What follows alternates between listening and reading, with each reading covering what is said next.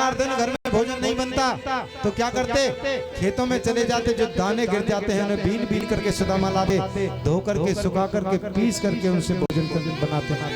लेकिन एक पैसा सुदामा ने जीवन में कभी मांगा हो ऐसा हमने आज तक नहीं पढ़ा है। बहुत सुंदर कथा है सुदामा जी।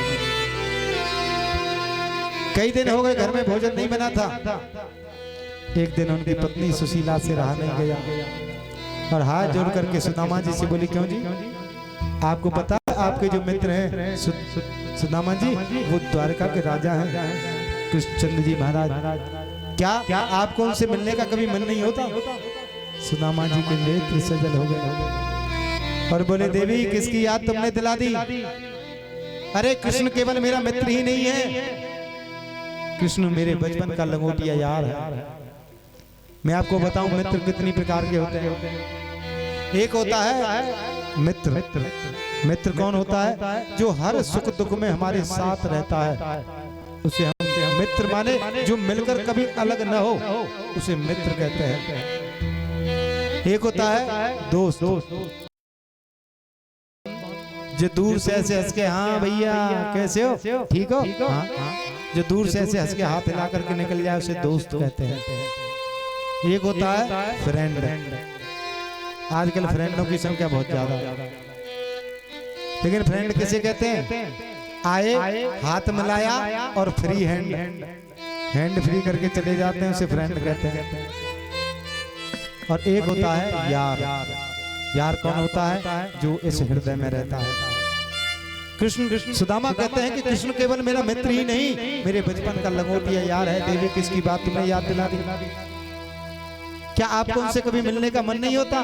बोले, देवी बहुत मन होता है, लेकिन जब भी मुझे मिलना होता है ना, मैं अपनी आंखों को बंद कर लेता हूँ और यहीं से उसका दर्शन कर लेता हूँ। आजकल वो अपनी कुटिया का राजा है, मैं अपनी झोपड़ी का राजा हूँ। लेकिन सुशीला ने सोचा कि जब तक ये शरीर से कृष्ण के पास नहीं जाएंगे तब तक कृष्ण को कैसे पता चलेगा कि इसके जीवन में कितनी गरीबी है। इसलिए सुशीला कहती है, देखो तुमको कृष्ण का दर्शन करने जाना है। बोले क्यों? क्योंकि पति अगर शरीर से कोई सत्कर्म करता है ना, जैसे परिक्रमा लगाने जाते हैं, पति दर्शन करने जाते हैं, तो उसका आधा फल पत्नी के खाते में जाकर के जमा हो जाता है। और पत्नी कितनी भक्ति कर ले, बाको 1% फल पति के खाते में आ जाए। पत्नी सुशीला कहती है कि मैं तुम्हारी अर्धांगिनी हूँ, इसलिए तुम जाइए दर्शन करने, उसका आधा फल मुझे भी तो मिलेगा। बोले, देवी कैसे जाऊं? तुम तो जानती हो ना, गुरु और मित्र के यहाँ कभी खाली हाथ नहीं जाना चाहिए, और घर में कुछ है नहीं, इसलिए जब भी मुझे कृष्ण का दर्शन होता है, करना होता है, यहीं से नेत्र बंद कर लेता हूँ। सुशीला कहती है कि देखो सुदामा जी, अगर कृष्ण तुम्हारे ऊपर प्रसन्न हो गए ना तो बहुत धन तुम्हें देंगे। सुदामा कहने लगे, देवी अगर तुम मुझे धन की कामना से कृष्ण के पास भेजोगी तो मैं कभी नहीं जा सकता। हाँ, अगर कहोगी कि केवल दर्शन करके आ जाना तो मैं जरूर जाऊंगा।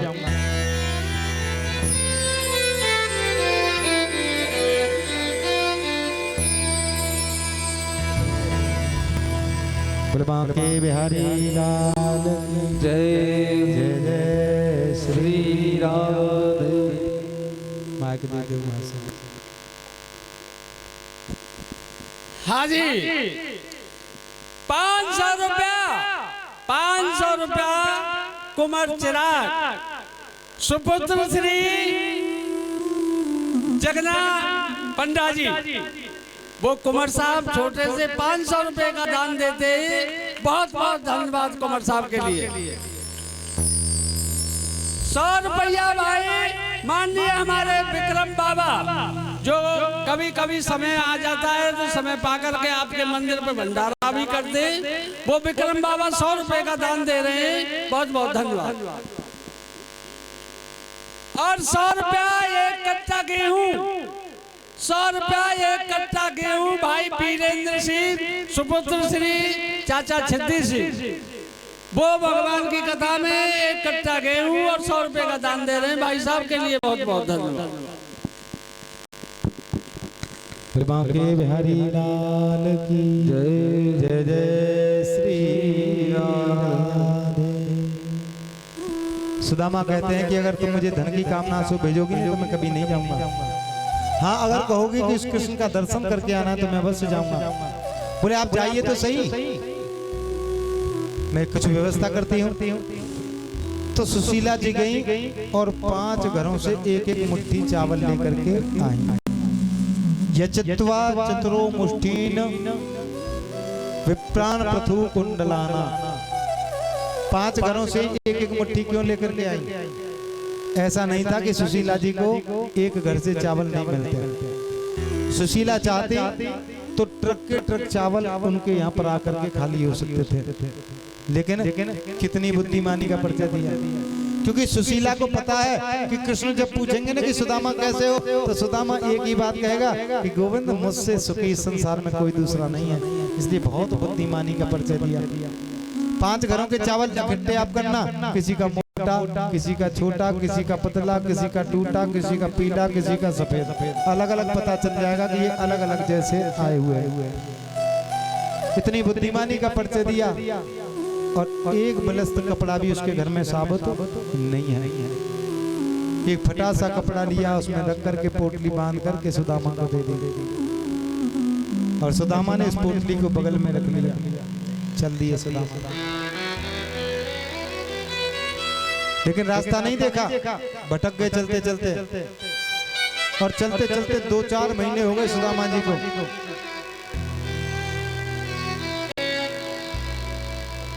और सुदामा जी के मन में बड़ी प्रसन्नता है। और उस प्रसन्नता का प्रभाव क्या हुआ कि सुदामा अपनी भूख और प्यास दोनों भूल गए। कृष्ण से मिलने की जो आगामी खुशी है ना, उसमें सुदामा अपनी भूख और प्यास दोनों चीज भूल गए। कभी कभी जीवन में जब ज्यादा खुशी का कोई काम होता है तो उसमें हमारी नींद भी चली जाती है, भूख भी चली जाती है, प्यास भी चली जाती है, होता है क्या ना? ऐसा ही सुदामा जी के साथ हुआ। और कृष्ण से मिलने की आगामी खुशी में सुदामा भूख और प्यास दोनों को भूल गए।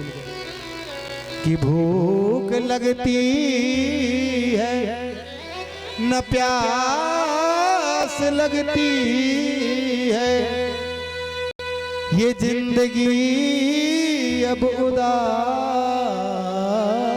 लगती है। कि कैसे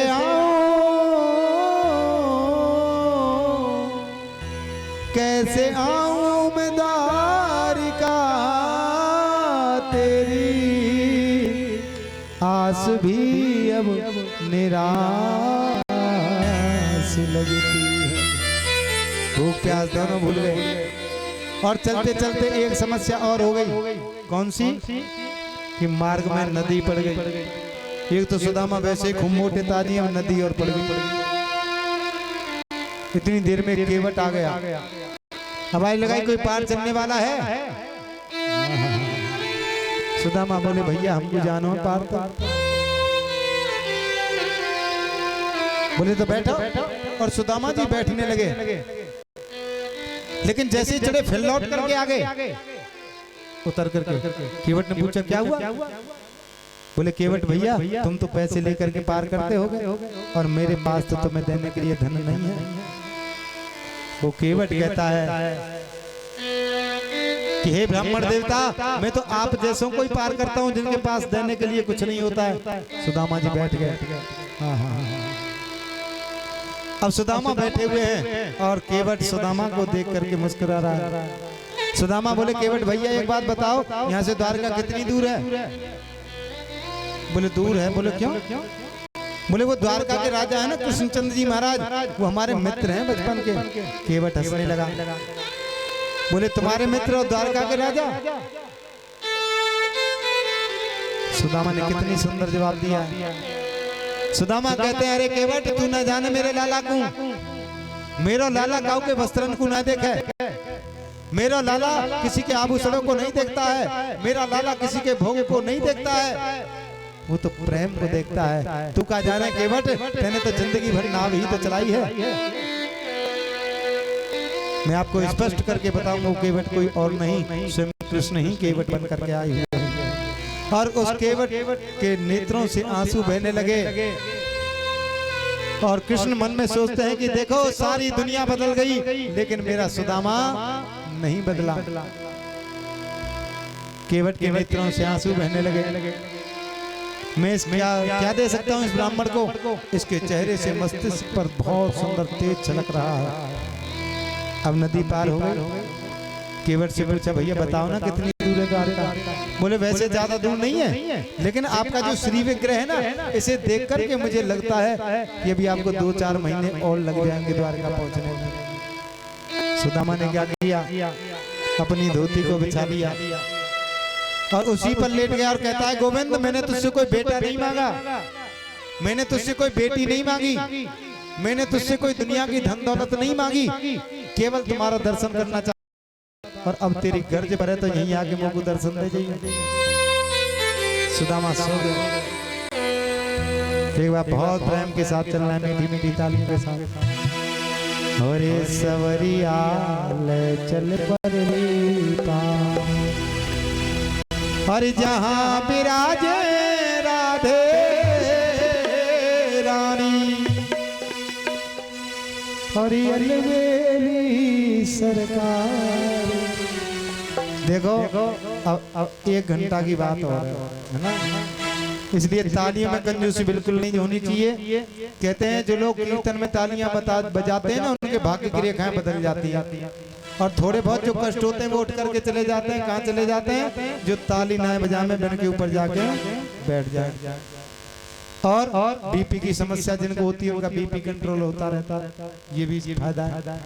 और जो लोग गोविंद के कीर्तन में नाचते हैं ना, उन्हें 84 लाख योनियों में नाचना भी नहीं पड़ता। और जो लोग बेटा की शादी में ऐसे करके डीजे पे कैसे करके ऐसे पुनरपि जननम पुनरपि मरणम पुनरपि जननी जठरे सैनम, बार बार आवागमन का चक्र लगा रहता है। तो बहुत प्रेम के साथ तालियों के साथ चलना है। हरे सवरिया ले चले परली पार, सवरिया ले चले परली पार, कन्हैया ले चले परली पार, कन्हैया ले चले परली पार। हर जहां विराजे राधे रानी, राधे रानी। हमें तो आनंद आ रहा है, कोई ताली ना बजा रहा होने वाले। हाथ खड़े कर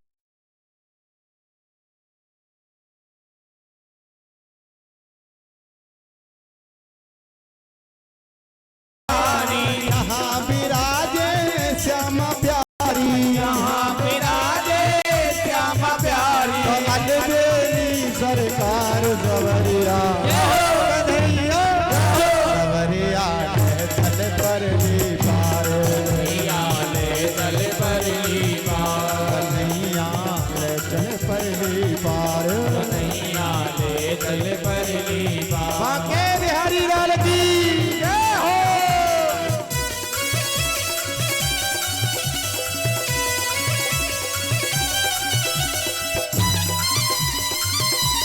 हरी हरी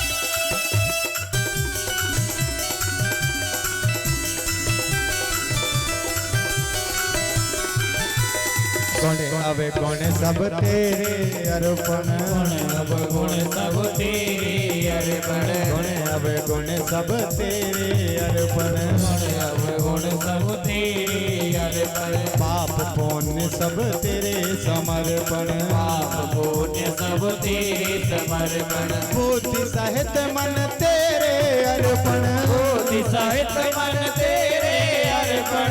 ये जीवन भी तेरे समर्पण, जीवन भी तेरे समर्पण। मैं तेरे चरणों की दासी, मैं तेरे चरणों की दासी, मैं तेरे चरणों की दासी।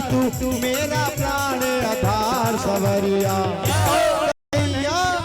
सवरिया ले चल परली पार, कन्हैया ले चल परली पार, कन्हैया ले चल परली पार, कन्हैया ले चल परली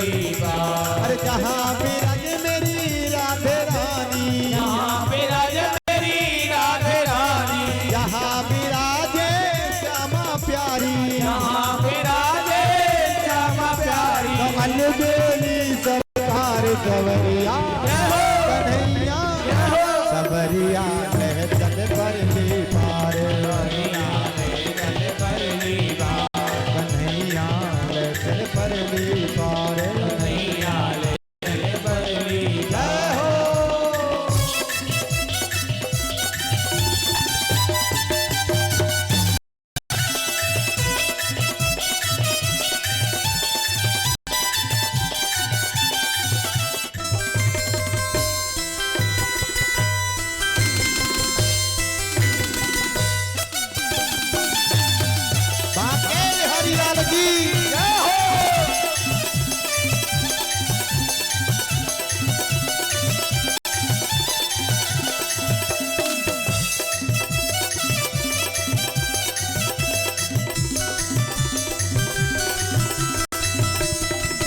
लगा बैठी हूँ तेरी आस लगा बैठी हूँ तेरी आस लगा बैठी हूँ तेरी आस लगा बैठी हूँ मैं लज्जा सीर गवा बैठी हूँ लज्जा सीर गवा बैठी हूँ तुम संग नेह लगा बैठी हूँ तुम संग नेह लगा बैठी हूँ तुम संग नेह लगा बैठी हूँ तुम संग नेह लगा बैठी हूँ अपना आप लुटा बैठी हूँ अपना आप लुटा बैठी हूँ सांवरिया में तेरी रागिनी सांवरिया में तेरी रागिनी सांवरिया में तेरी रागिनी तू मेरी राग मल्हार सवरिया कन्हैया सवरिया ले चल परली पार कन्हैया ले चल परली पार कन्हैया ले चल परली पार कन्हैया ले चल परली पार जहाँ विराज मेरी राधे रानी जहाँ विराज मेरी राधे रानी जहाँ विराजे श्यामा प्यारी जहाँ विराजे श्यामा प्यारी अलबेली सरकार सवरिया कन्हैया सवरिया ले चल परली पार सवरिया ले चल परली पार हो।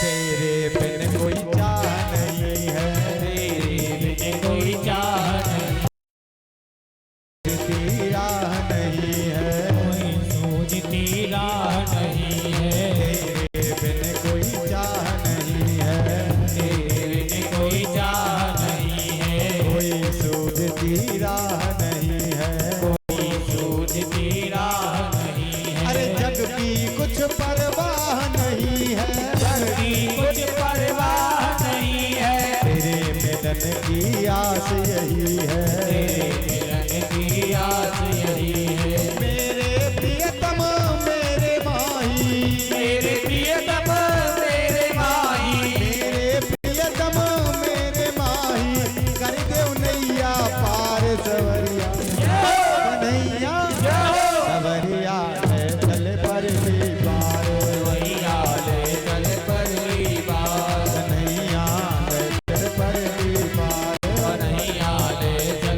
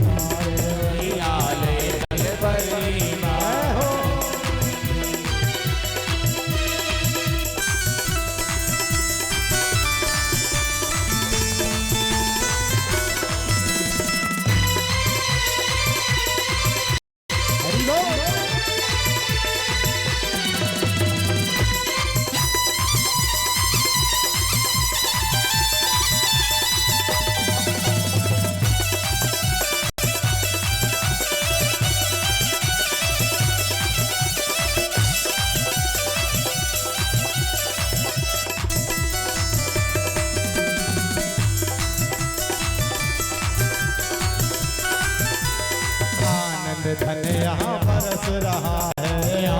आइए यहाँ बरस रहा है, पत्ता पत्ता तरस रहा है, पत्ता पत्ता रस रहा है, आनंद धन यहाँ बरस रहा है, आनंद धन यहाँ बरस रहा है, पत्ता पत्ता तरस रहा है, पत्ता पत्ता तरस रहा है, पी पी कर कोई बहक रहा है, पी पी कर कोई बहक रहा है, हरी बेचारा तरस रहा है, हरी बेचारा तरस रहा है, अरे बहुत हुआ अब हार गई मैं, बहुत हुआ अब हार गई मैं, बहुत हुआ रे अब हार गई मैं, क्यों छोड़ा है मझधार सवरिया कन्हैया, सवरिया ले चले पर भी पारे, कन्हैया ले चल पर भी पार, कन्हैया ले चल पर भी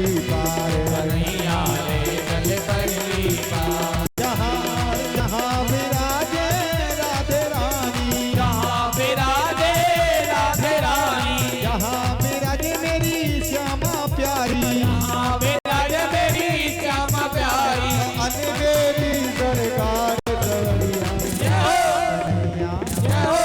एक बार दोनों हाथ खड़े कर करके एक रहना होना चाहिए, देख लिए नहीं पाप पर दोनों हाथ खड़े करके, अरे सवरिया ले चले पर भी पार, कन्हैया ले चल पर भी पार, कन्हैया ले चले पर भी पार, कन्हैया ले चल पर भी पार, जहाँ विराजे राधे रानी, जहाँ विराजे राधे रानी, जहाँ विराजे मेरी श्यामा प्यारी, जहाँ विराजे मेरी श्यामा प्यारी, अनबेरी सरकार सवरिया कन्हैया, सवरिया ले चले पर भी पार, कन्हैया ले चल पर भी पार, कन्हैया ले चले पर भी। बोलिए वृंदावन बिहारी लाल की जय हो, जय जय श्री। श्री राधे। देखो जयकारे में करंट ना है बिल्कुल। जैसे जैसे आपकी संख्या बढ़ जाती है ना, वैसे वैसे जयकारे का करंट भी आपका कम हो जाता है ना। तो एक बार करंट के साथ जयकारा मार के, क्योंकि देखो हमने आपसे कह दिया था खूब 5 बार खा पी करके आना है, भूखे रहने के लिए हमने कहा हो ईमानदारी से, तो बताओ। और अब गर्मी में नहीं रही, खा के 2 बार तो कम से कम आए होगा, ये मुझे पता है। और व्रत तो नहीं है आज कोई, आज तो ना है कोई, और व्रत हो भी तो ये भी मुझे पता है कि फलार आजकल ठीक ठाक ही होता है। व्रत अगर हो भी का तो ये मुझे पता है फलार आजकल ठीक ठाक होता है, इसलिए जयकारे में कंजूसी नहीं चलेगी। दोनों हाथ खड़े करके और पूरी ताकत से बोल वृंदावन बिहारी लाल की जय जय श्री द्वारिकाधीश की जय। इससे ये सिद्ध हो गया कि आप 2 बार तो खाकर आए कम से कम।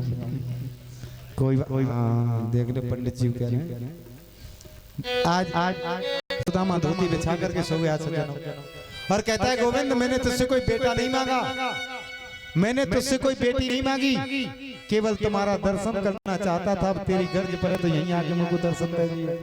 सो गए सुदामा। और जैसे ही आंखों को खोला सुदामा जी ने जब जगे, तो सामने विशाल द्वारका दिखाई दे रही है। सोने की द्वारका है, बड़े बड़े महल दिखाई दे रहे हैं, सोने के बड़े बड़े प्रसाद दिखाई दे रहे हैं। और आज जैसे ही सुदामा जी ने उस द्वारका में प्रवेश किया, कण कण से जय श्री कृष्ण की ध्वनि सुनाई देती है। एक बार प्रेम से बोली जय श्री कृष्ण। द्वारका के कण कण से जय श्री कृष्ण की ध्वनि सुदामा को सुनाई दे रही है। लोगों से पूछा भैया कौन सी नगरी है? बोले ये द्वारका नगरी है। बोले ये वही द्वारका है जिसके राजा कृष्णचंद्र जी महाराज हैं? बोले हाँ ये वही द्वारका है। और आज चलते चलते मेरे सुदामा महल के मुख्य द्वार पर पहुंच गए। वहां भगवान के पार्षद खड़े हुए हैं, जय और विजय। आपने देखा होगा बहुत से लोग झांकी निकालते हैं सुदामा जी की। मैं आपको बहुत अच्छी बात बता रहा हूँ। आपने देखा होगा कि सुदामा जी को वो द्वारपाल उठा उठा करके बाहर पटकते हैं। देखा है ना आपने, झांकी में धक्का मुक्की करते हैं। देखिए जो द्वारपाल है ना भगवान के, वो बहुत विनम्र हैं। उनका नाम क्या है? जय और विजय। बहुत विनम्र हैं। उन द्वारपालों ने सुदामा जी से कहा, हे ब्राह्मण देवता, कहिए हम आपकी क्या सेवा करें। बोले हम कृष्ण के बचपन के मित्र हैं और हमारा नाम है सुदामा। हम कृष्ण का दर्शन करना चाहते हैं। तो उन द्वारपालों ने बड़ी विनम्रता से कहा कि देखो ब्राह्मण देवता, अगर ब्रह्मा भी भगवान का दर्शन करने के लिए आए तो उन्हें भी कुछ न कुछ देर इंतजार करना पड़ेगा। लेकिन द्वारका में संतों और ब्राह्मणों का जो आवागमन है ना, वो बिना रोक टोक के आना जाना है संत ब्राह्मणों का। लेकिन हे ब्राह्मण देवता, इस समय भगवान भोजन करने के बाद शयन कक्ष में विश्राम कर रहे हैं। आप केवल एक सेकंड के लिए, एक क्षण के लिए यहाँ रुकिए, हम अभी सूचना देकर के आते हैं। और द्वारपाल गए, भगवान के पास पहुंचे। भगवान ने कहा, द्वारपालों क्या बात है? बोले आपको हमने बीच में कष्ट दिया, क्षमा चाहते हैं, लेकिन एक निवेदन करना है। बोले क्या? कि एक बहुत निहायत गरीब ब्राह्मण दरवाजे पर आया हुआ है, किसी से पगा न जगा तन पे, किसी से पगा न जगा तन पे, प्रभु जाने को आए बसे के ही ग्रामा, धोती फटी सी लटी दुपटी और पाए उपासन की नहीं समा, कि द्वार खड़ो तुझ दुर्बल एक, कि द्वार खड़ो तुझ दुर्बल एक, रहो चकित्सो वसुधा विरामा, पूछत दीन दयाल को धाम,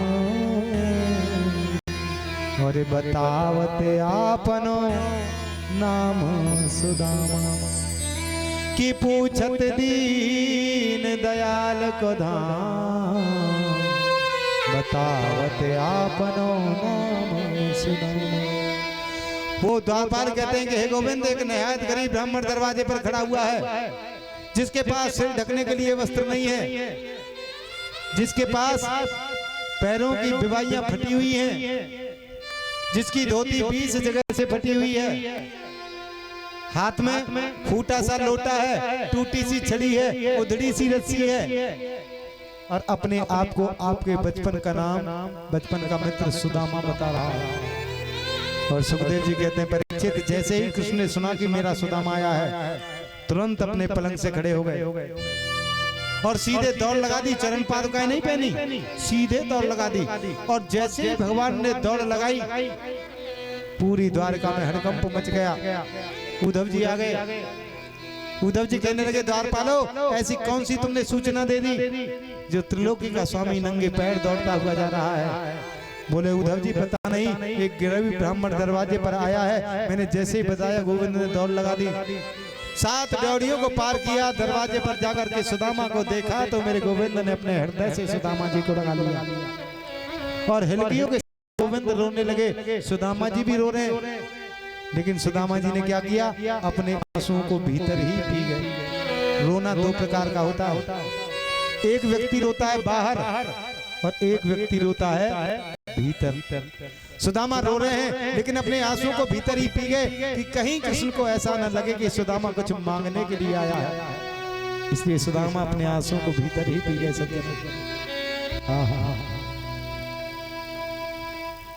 अपने महल में लेकर के आए और स्वर्ण के सिंहासन पर सुदामा को बिठाया और सुदामा से पूछा, भैया कैसे हो?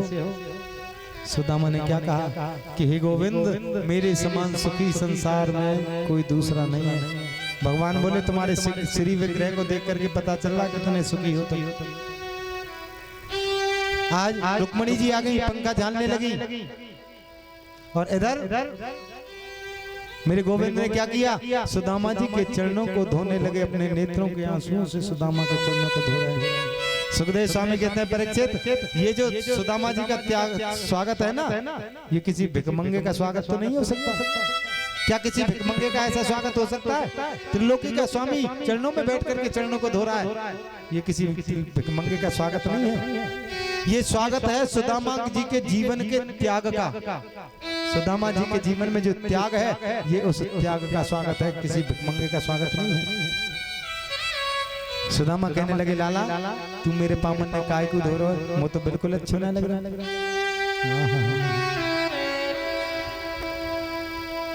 सुदामा जी कहने लगे कि लाला मेरे पामन में काय को धो रहा है, वो बिल्कुल अच्छा नहीं लगा। तो मेरे गोविंद ने क्या कहा पता है?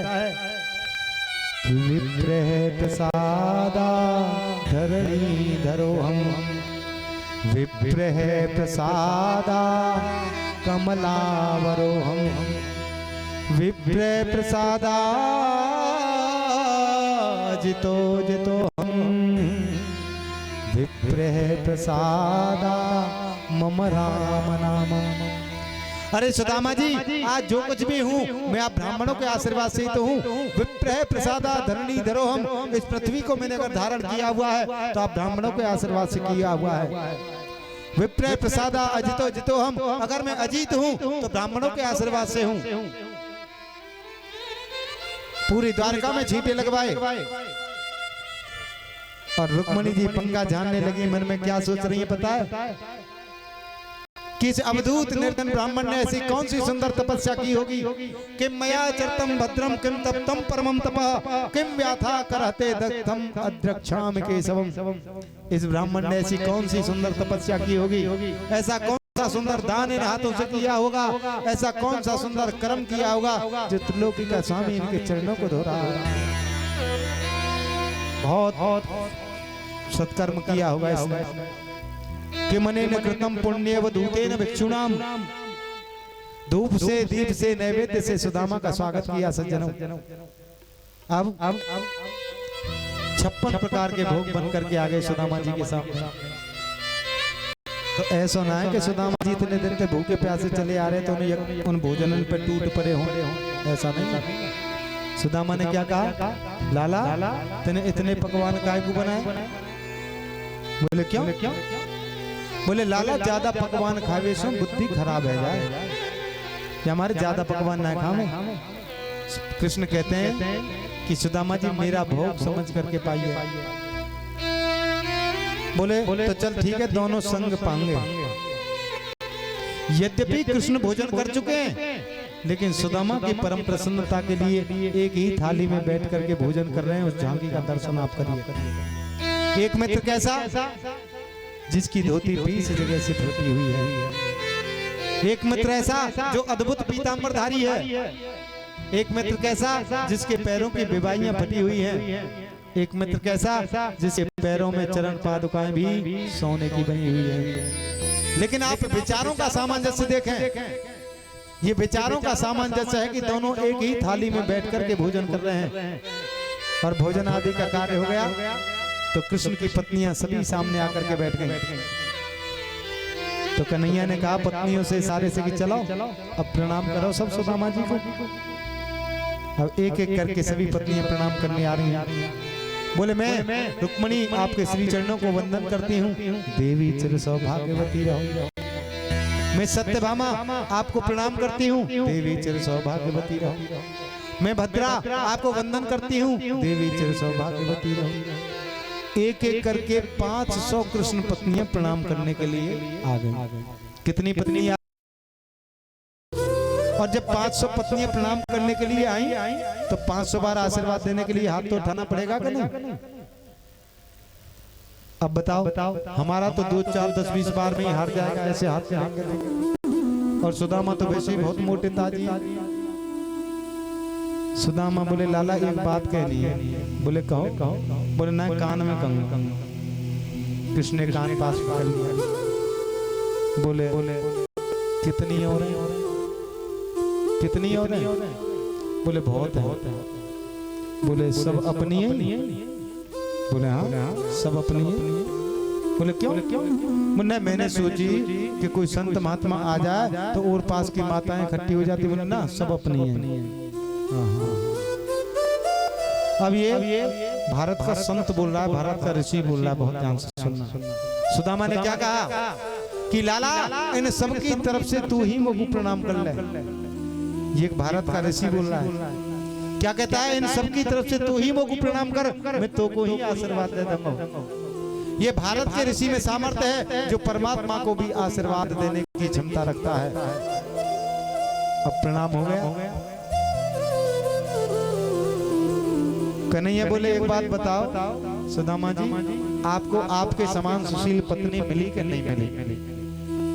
और सुदामा को तो बड़ा संकोच लग रहा है। सुदामा बोले देख ले ये कैसी बातें ने सवन के बीच में पूछ ली है। अरे जी कोई बात सवन के बीच में पूछ की थोड़ी हो पत्नी वाली। बोले सब घर के लोग तो बैठे। बोले लाला विवाह करने की इच्छा तो बिल्कुल नहीं, लेकिन माता पिता ने कर दिया और तेरी भाभी को नाम है सुशीला। कन्हैया बोले तुम तो बहुत बुरे हो, तुमने शादी कर ली, विवाह कर लिया, हमें निमंत्रण भी नहीं दिया, न्योता भी नहीं दिया। सुदामा बोले मेरी तो एक ही शादी हुई है, तेरी तो 16,108। तेने कौन सा न्योता भेजो हमको? कृष्ण बोले देखो तुम्हारी तो पहले लगन लिखी गई होगी, सगाई हुई होगी, बारात गई होगी, सारे कार्य हुए होंगे। हमारा 5 बजे तो कोई बात ही नहीं है विवाह की, और 7 बजे बहू घर में बैठी, बताओ कैसे न्योता। लेकिन कृष्ण कहते हैं कि ये भाभी वाली बात मैंने क्यों पूछी? बोले जब भाभी आ गई है तो उसने मेरे लिए क्या भेजा है। और इस बात को जब सुदामा ने सुना तो चावल की पोटली को संकोच बस बगल में छुपा रहे हैं सुदामा, और उस बात को बदलने का प्रयास कर रहे हैं। सुदामा बोले लाला तो को याद है हम गुरुकुल में संग पढ़े करें। कृष्ण बोले सुदामा जी मुझे सब याद है, लेकिन ये बताओ भाभी ने क्या भेजा है। सुदामा बोले तू यह भाभी वाली बात है बाद में ना कर सके, सबके सामने ना करो करे। बोले सब घर के लोग ही तो हैं। सुदामा फिर बात को बदल रहे, क्योंकि सुदामा जानते हैं मेरा कृष्ण तो करुणा का सागर है, लेकिन ये जो कृष्ण की पत्नियां बैठी हुई है ना, ये बड़े बड़े घरों की राजकुमारियां हैं, और जब ये इस पोटली को देखेंगे तो क्या सोचेंगे मेरे बारे में, इसलिए संकोच वश उस पोटली को छुपा रहे हैं, बार बार बात को बदल रहे हैं। बोले लाला तो को याद है गुरुजी कहते थे कि सुदामा पढ़ने में बहुत तेज है और कृष्ण ऊधम में सबसे तेज है, क्यों ना हूँ, ब्राह्मण पुत्र हूँ। बोले सुदामा जी सब ठीक है, लेकिन भाभी ने क्या भेजा है। लेकिन सुदामा संकोच वश पोटली को दे नहीं रहे, तो भगवान ने अपना स्वभाव बताया। भगवान क्या कहते हैं कि पत्रम पुष्पम फलम तोयम यो मे भक्तया प्रयक्षन्ते तदहं भुक्तधा सुनामी प्रयात्मनः। भगवान अपना स्वभाव बता रहे हैं कि सुदामा जी जीव मुझे प्रेम से कुछ भी समर्पित करता, क्या पत्रम पुष्पम फलम तोयम, नाम नहीं लिखा किसी चीज का, क्या पत्रम कोई भी पत्ता, नाम नहीं लिखा कि तुलसी का ही पत्ता होना चाहिए, कोई भी फल नाम नहीं लिखा कि सेब ही होना चाहिए, कोई भी फूल नाम नहीं लिखा कि गुलाब कोई फूल होना चाहिए। जीव प्रेम से मुझे कुछ भी समर्पित करता है, मैं उसे सहर से स्वीकार करता हूँ। लेकिन सुदामा फिर भी संकोच वश उस पोटली को नहीं दे रहे, तो गोविंद ने क्या किया, लंबा हाथ किया और सुदामा की बगल से उस पोटली को खींच लिया, और जैसे ही पोटली को खींचा गोविंद को एक क्षण नहीं लगा समझने में कि सुदामा के जीवन में कितनी भयंकर गरीबी है कि एक मुट्ठी चावल भी इसके घर में नहीं है। सुशीला जी ने बहुत बुद्धिमानी का परिचय दिया था। एक मुट्ठी डाल ली कृष्ण ने अपने मुख में, और जैसे एक मुट्ठी डाली कह दिया अनेन, इस पूरी पृथ्वी के एक छत्र सम्राट का सुख मैं सुदामा को प्रदान करता हूँ। दूसरी मुट्ठी मुख में डाल करके मन में संकल्प कर लिया कि त्रिलोकी के स्वामी का जो सुख होता है वो मैं सुदामा को प्रदान करता हूँ। और तीसरी मुट्ठी मुख में डालने वाले थे तो आकर के हाथ पकड़ लिया रुक्मणी जी ने। अब बातों में इशारे में बातें हो रही हैं, ध्यान से सुनना। रुक्मणी जी इशारे से कह रही कृष्ण से बहुत प्रसन्न हो रहे हो इस ब्राह्मण पर, मुंह से नहीं करें, इशारे से। बोले इस ब्राह्मण पर बहुत प्रसन्न हो रहे हो। अरे वो भी ब्राह्मण था जो बैकुंठ में जाकर के तुम्हारी छाती पर लात मार दी थी। अब कन्हैया ने भी इशारे से जवाब दे दिया कि देवी वो भी ब्राह्मण था जो कल चिट्ठी लेकर के आया था। कल चिट्ठी लेके ना आया था तो बताओ हमारी पत्नी कैसे बनती, हमारी पटरानी कैसे बनती। हाँ हाँ। सुदामा कहने लगे लाला रुक्मणी जी बिल्कुल ठीक कह रही है, कच्चे चावल ना खाया करें, कच्चे चावल खावे तो पेट में दर्द रह जाए। बोले आप कहते हो तो नहीं खाता। रख दिया। एक रात से ज्यादा सुदामा द्वारका में नहीं रुके। ऐसा नहीं कितने समय से भूखे प्यासे चल करके आए थे तो वहां से रुक गए आराम के ना। एक रात से ज्यादा सुदामा द्वारका में नहीं रुके। और प्रातः काल होते ही कहने लगे कि मैं अब लाला जाना चाहता हूँ। कन्हैया बोले और नहीं रुक सकते कुछ समय। बोले तो ना पता तेरी भाभी घर पे अकेली है, अब तो मैंने रास्ता देख लिया, आनो जानो लगे रहेगो। कृष्ण बोले ठीक है तो जाओ। ना ही सुदामा ने कुछ मांगा और ना ही कृष्ण ने कुछ दिया। सुदामा जी चल दिया। आते समय तो सुदामा जी आंसुओं को पी गए, लेकिन जैसे ही द्वारका से बाहर निकले मेरे गोविंद ने जैसे ही विदा किया, सुदामा जी बाहर निकले द्वारका से तो हिलकियों से रोने लगे सुदामा जी। सुदामा कहते हैं कि हे गोविंद तूने मुझ पर कितनी बड़ी कृपा की कि तूने मुझे धन नहीं दिया। गोपाल कितनी बड़ी कृपा की। सुदामा क्या करें कि कहाँ हम दरिद्र है पापियान कुम कृष्ण श्री निकेतन ब्रह्म बंधुरेति स्माहं बहुभ्या परिमिन्दति। सुदामा जी कहते हैं कहाँ हम दरिद्र है पापियान, कहाँ तो मेरे जैसा दरिद्र और कहाँ लक्ष्मीपति मेरा मित्र कृष्ण। हे गोविंद तूने कितनी बड़ी कृपा की कि तूने मुझे धन नहीं दिया, तूने मुझे लक्ष्मी नहीं दी, वरना मैं तो लक्ष्मी का दास ही हो जाता। और आज सुदामा जी रोते हुए जा रहे हैं। एक बात आपसे कहें, गोविंद की याद में तो सब रोते ही रोते हैं। मैं भी रोता हूँ, आप भी रोते हैं, पूरी दुनिया गोविंद की याद में रोती है। लेकिन क्या कोई ऐसा है जिसकी याद में स्वयं कृष्ण रोते हैं? तो बहुत प्रेम के साथ चला। अरे जितना राधा रोई रोई कान्हा के लिए, कन्हैया उतना रोया रोया है सुदामा के लिए। कन्हैया उतना रोया रोया है सुदामा के लिए। कन्हैया उतना रोया रोया है सुदामा के लिए। कन्हैया उतना रोया रोया है सुदामा के लिए। एक बार दोनों हाथ उठा करके भाव के साथ, अरे जितना राधा रोई रोई हो,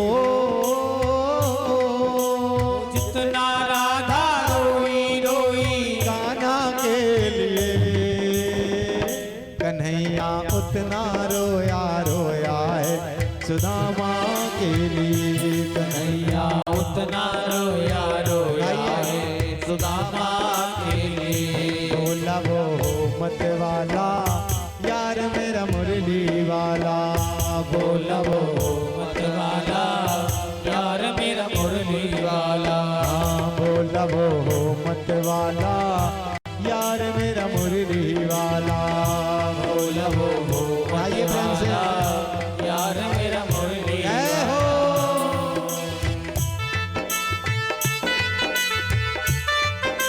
वृंदावन बिहारी लाल की।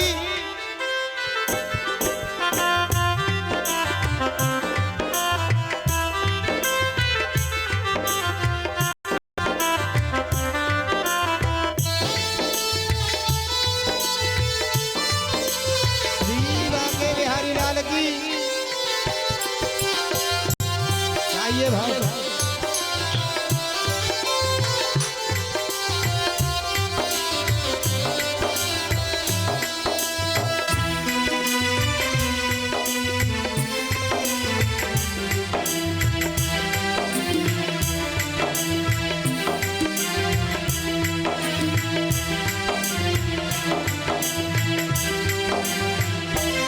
यार की हालत देखी उसकी हालत पे रोया, यार की हालत देखी उसकी हालत पे रोया, यार की हालत देखी उसकी हालत पे रोया, यार की हालत देखी उसकी हालत पे रोया, यार के आगे अपनी शान शौकत पे रोया, यार के आगे अपनी शान शौकत पे रोया, ऐसे तड़पे तड़पे सम्मा हो, ऐसे तड़पे तड़पे सम्मा, ऐसे तड़पे तड़पे सम्मा परवाने के लिए, कन्हैया उतना रोया रोया है सुदामा के लिए, कन्हैया उतना रोया रोया है सुदामा के लिए, बोला हो मत वाला यार मेरा मुरली वाला, बोला हो मत वाला यार मेरा मुरली वाला, जितना राधा रोई रोई हो, जितना राधा रोई रोई कान्हा के लिए, कन्हैया उतना रोया रोया है सुदामा के लिए, कन्हैया उतना रोया रोया है सुदामा के जय हो।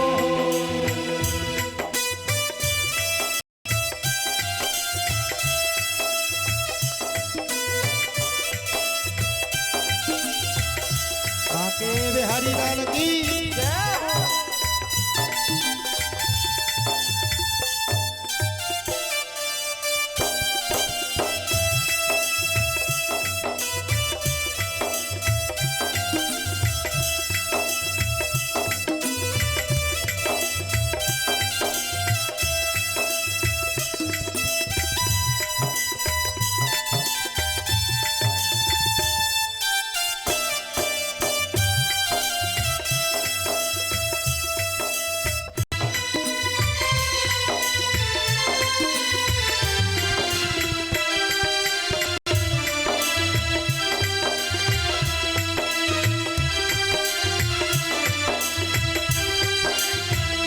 पाम के छाले देखे तो दुख के मारे रोया, पाम के छाले देखे तो दुख के मारे रोया, पाम के छाले देखे तो दुख के मारे रोया, पाम के छाले देखे तो दुख के मारे रोया, हाँ पाम धोने की खातिर खुशी के मारे रोया, पाम धोने की खातिर खुशी के मारे रोया, हाँ पाम धोने की खातिर खुशी के मारे रोया, पाम धोने की खातिर खुशी के मारे रोया, आंसू थे भरपाई हो, आंसू ते भरपाई अब तो जीने के लिए, कन्हैया रोया के लिए, रोया मत मेरा मुरली वाला, बोला हो मतवा मेरा मुरली वाला, अरे जितना राधा रोई रोई हो, जितना राधा रोई रोई गाना के लिए, कन्हैया उतना रोया रोया है सुदामा के लिए, कन्हैया उतना रोया रोया है सुदामा के जय हो।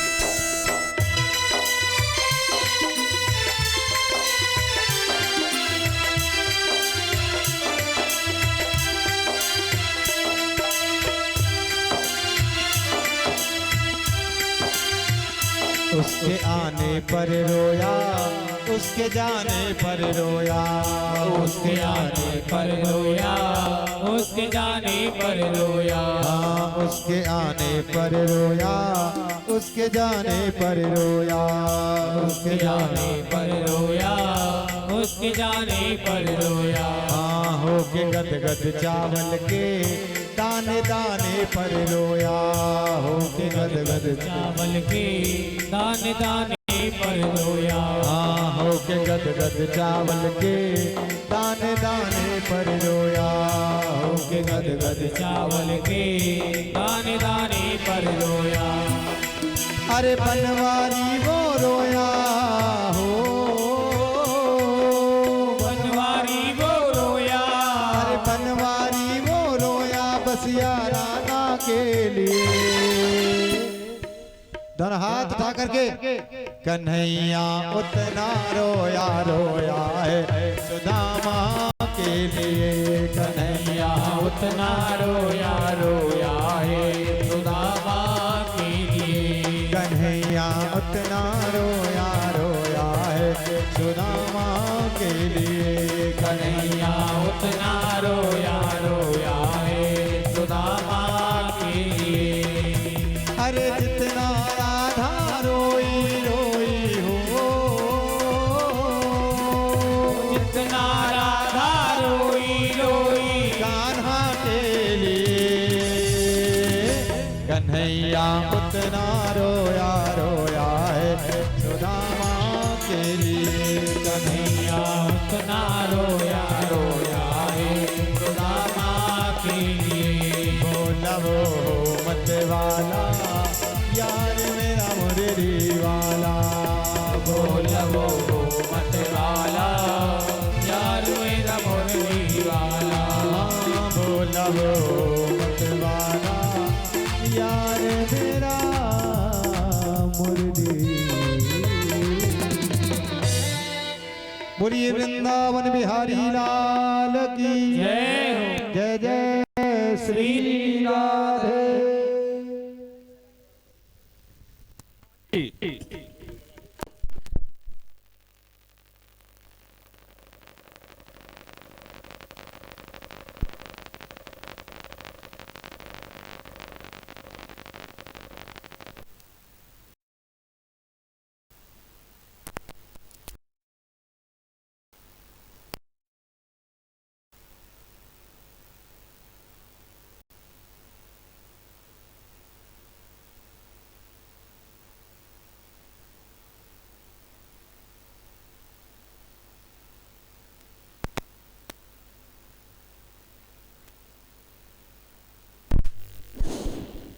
हाँ जी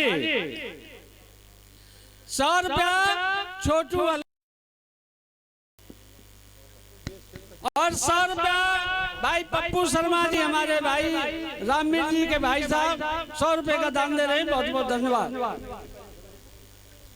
और 500 रुपया कुमार गौरव सुपुत्र श्री महेश जग्गे वाले 500 रुपया कुमार साहब भगवान की कथा में दान दे रहे हैं, बहुत बहुत धन्यवाद कुमार साहब के लिए। 500 रुपया माननीय खेम सिंह मां साहब जी, वो अपने मंदिर की कथा में 500 रुपए का दान भेज रहे हैं, बहुत बहुत धन्यवाद। 200 रुपया आज 500 पहले कुल मिला के 700 रुपया भाई किशनपाल और लीला जग्गे वाले वो दान देते हैं 700 रुपए का, बहुत बहुत धन्यवाद। और 50 रुपया किसान गंगाराम निवासी सल वाले 50 रुपए का दान दे रहे हैं, गंगाराम जी बहुत बहुत धन्यवाद।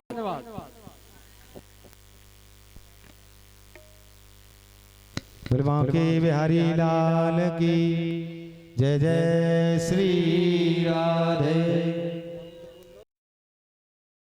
आज सुदामा लौटते हुए आए, अपने आंसुओं को पी गए थे, अब रोते हुए लौट करके आ रहे हैं। और करके देखा जहाँ पर उनकी झोंपड़ी बनी थी वहां महल बन करके खड़े हो गए। सुदामा ने देखा और सोचा कि मेरा तो महल हो नहीं सकता, तो द्वारपाल खड़े हुए हैं, उन द्वारपालों से कहा कि भैया हमारी यहाँ की छोटी सी झोंपड़ी थी, कहाँ है? बोले यहाँ कोई झोंपड़ी नहीं है। बोले थे महल किसका है? सुदामा बोले तो होंगे, उनका महल होगा। बोले तुम्हारे, बोले हमारे जो मालिक है ना वो सुदामा सेठ जी नहीं है, वो ब्राह्मण है। फिर सोचा मन में कि ब्राह्मण तो मैं ही हूँ। फिर सोचा कि कोई और पैसे वाला ब्राह्मण होगा, उसका नाम सुदामा होगा, मेरी कुटिया फेंक दी होगी कहीं, अपने महल बना लिया। बोले आपके जो सुदामा जी ब्राह्मण है वो कहाँ गए, उनसे बात करनी है। बोले वो द्वारका गए हुए हैं। अब तो सुदामा संकोच में पड़ गए कि फिर तो मेरा ही है, मैं ही गया था द्वारका। हाँ हाँ। बोले मेरा महल हो नहीं सकता वैसे। तो सोचा कि अगर ये मेरा ही महल है तो मेरी पत्नी तो भीतर जरूर होगी। तो कहा अपनी मालकिन को बुला करके लाओ। सुशीला आई और आकर के सुदामा जी के चरणों में प्रणाम किया और कहने लगी देखो गोविंद ने कितनी बड़ी कृपा की है, कितना सुंदर महल हमको मिल गया। सुदामा बोले तुम पे तो कुछ ज्यादा ही कृपा है गई है, क्योंकि जब ये आता है ना तो ये साथ में आता है। बोले तुम पे तो कुछ ज्यादा ही कृपा आ गई, हम पे तो बिल्कुल वही ना। सुशीला कहती कि तुमने दर्शन मांगा तो तुम्हें दर्शन मिला, मैंने धन मांगा तो मुझे धन मिला, अब आनंद से जीवन यापन करेंगे। सुदामा कहते हैं देवी इन हीरे मोतियों की चटनी बना करके खाओ, सोने चांदी की रोटी बना करके खाओ, अब मुझे यहाँ नहीं रहना है। सुदामा जाने लगे।